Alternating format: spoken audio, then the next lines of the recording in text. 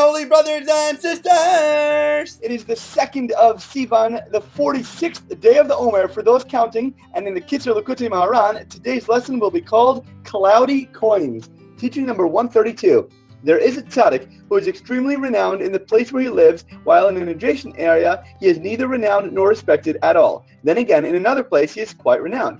However, the truth is that even in the place where he is neither renowned nor respected at all, there too the whole sustenance and vitality of that place comes through his agency. It is just that there the reality is hidden. This phenomenon is expressed in the Holy Zohar as a spring that comes forth from one place and rushes underground until it overflows and emerges at some other distant location.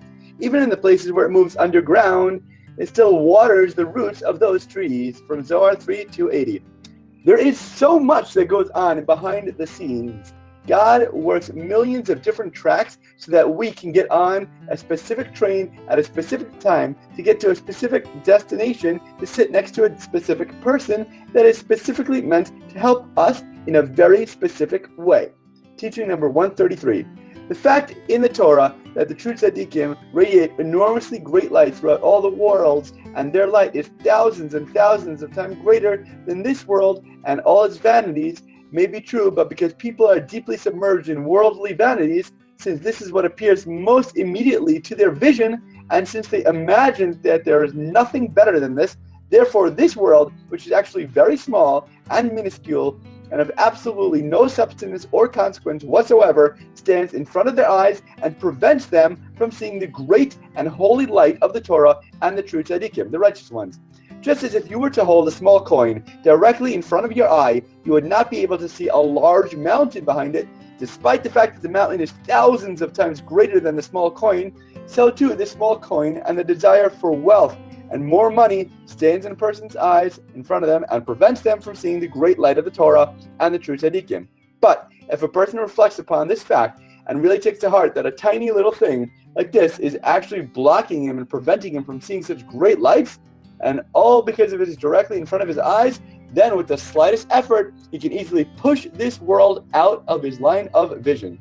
That is to say, he can turn his eyes away from this world and simply not look at it. Instead, he'll lift up his head, raise his eyes, and look above the tiny little world which is obstructing and blocking his vision.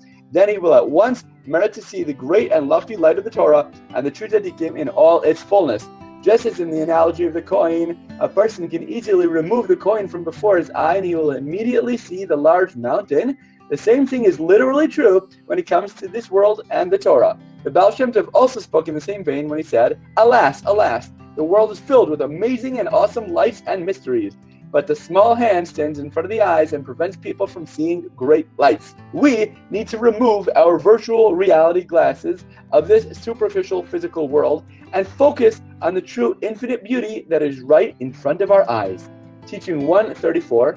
A person must be extremely careful when teaching Torah publicly that his words should be divisible, such that each individual in the audience will hear only what he needs to hear and no more. And even though the person is speaking at the same thing in front of the same people everywhere, only what is relevant and necessary for each individual is what should enter his heart. That is why and how, when many people sit in the same room and hear the same lecture, each person can actually feel a direct, unique, special, and relatable message to learn and grow from. As always, thank you so much for learning together. If you enjoyed this lesson, please remember to like, comment, share, and borrow. And please God, we'll learn again tomorrow.